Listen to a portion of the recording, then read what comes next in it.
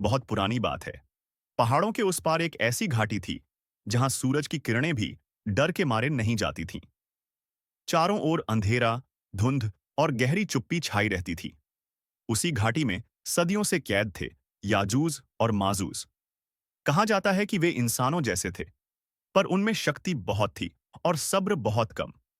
उन्होंने धरती पर अत्याचार फैलाया, इसलिए अल्लाह ने उन्हें एक विशाल लोहे की दीवार के पीछे कैद कर दिया।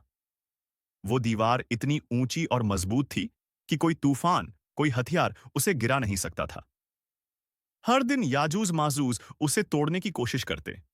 हथौड़े, आग और पत्थर से उसे कुतरते रहते। लेकिन जैसे ही सूरज डूबता, वो दीवार फिर से वैसी ही मजबूत हो जाती। उनकी दुनिया अंधेरे में डूबी थी। गुफाओं में आग जलाकर वो हथियार बनाते, एक दूसरे से झगड़ते और हर रोज वही सवाल दोहराते। कब टूटेगी यह दीवार? कब मिल जाएगी आजादी? एक दिन एक जवान याजूज अपने दादा के पास गया। वो थका हुआ, निराश था।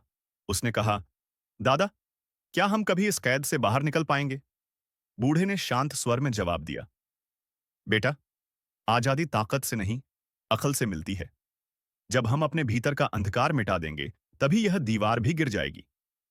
युवा चुप हो गया। उस रात उसने पहली बार आसमान की तरफ देखा। दीवार की दरारों से आती हल्की रोशनी उसके चेहरे पर पड़ी और उसके दिल में एक नया विचार जन्मा। शायद असली कैद यह दीवार नहीं, हमारे अंदर का घमंड है। समय बीतता गया। एक दिन धरती कांपी, बिजली चमकी और लोहे की दीवार में एक गहरी दरार पड़ गई। याजूज माजूज खुशी से चिल्लाने लगे, हम आजाद हैं। वे दौड़े, दीवार के पार निकले और पहली बार उन्होंने सूरज की असली रोशनी देखी। हरी जमीन, नीला आसमान, बहती नदियां, सब उन्हें किसी जादू से कम नहीं लगे। उनकी आंखों में आंसू थे, पर कुछ ही पल बाद वही पुरानी आग फिर जल उठी। उनकी मुट्ठियां फिर कस गईं, चेहरों पर वही घमंड लौट आया और तभी आसमान से एक तेज नूर उतरा। हवा थम गई। असली दीवार लोहे की नहीं होती, वो हमारे अंदर होती है। अहंकार, लालच और विनाश की दीवार। जब वह टूटेगी, तभी सच्ची आजादी मिलेगी।